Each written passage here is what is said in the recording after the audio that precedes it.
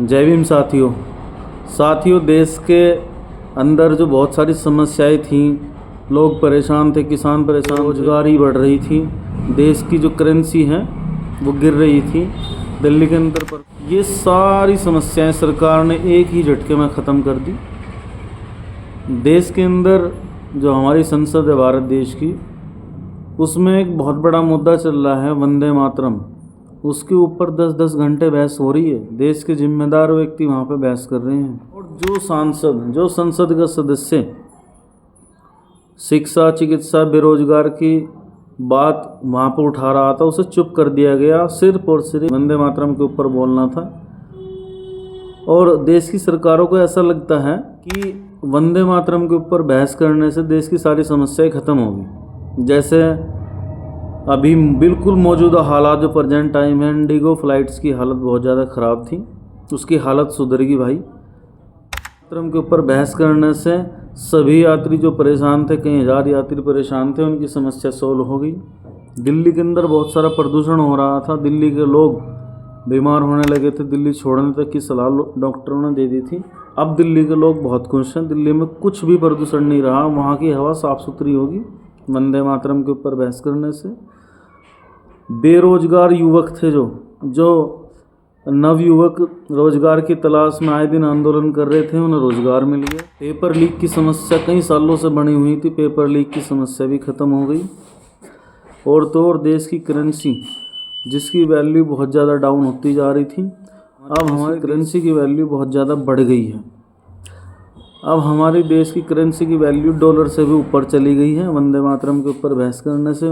और सबसे बड़ी खबर ये है कि जो देश को लूटकर भगोड़े दूसरे देशों में जाकर बस गए थे, जिन्होंने देश का कई हज़ार करोड़ रुपए लूट रखा है, वे लोग भी वापस इंडिया आने वाले। भाई देखा वंदे मातरम के ऊपर बहस करने से कितना फ़ायदा हुआ है।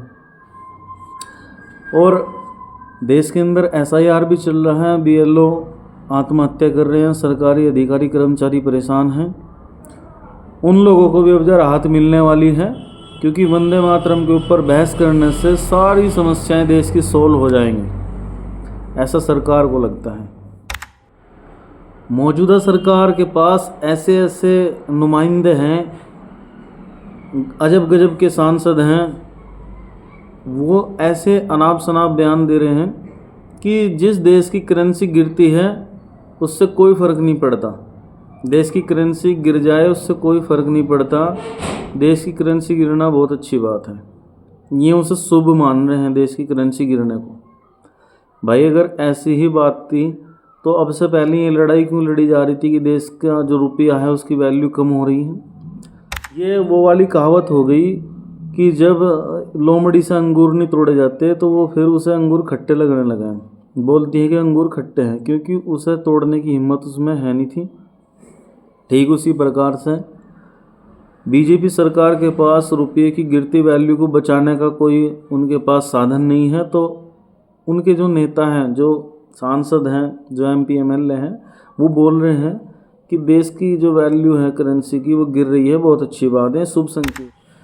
पहले ये सरकार समझा रही थी कि देश की जो करेंसी है उसकी वैल्यू गिरनी नहीं चाहिए, उसके फ़ायदे बता रही थी कि गिरने से क्या नुकसान है और ऊपर जाने से क्या फ़ायदा है। ये सरकार पहले फ़ायदे नुकसान गिनवा रही थी, लेकिन जब आज खुद करेंसी की वैल्यू उनसे संभल नहीं रही तो आज ये गिरने के फ़ायदे बता रहे हैं, नुकसान नहीं, गिरने के फ़ायदे बता रहे हैं। और कुछ दिनों में इन्हें ऐसा लगने लगा कि करेंसी हमारी और नीचे जानी चाहिए, हमें और फ़ायदा होगा।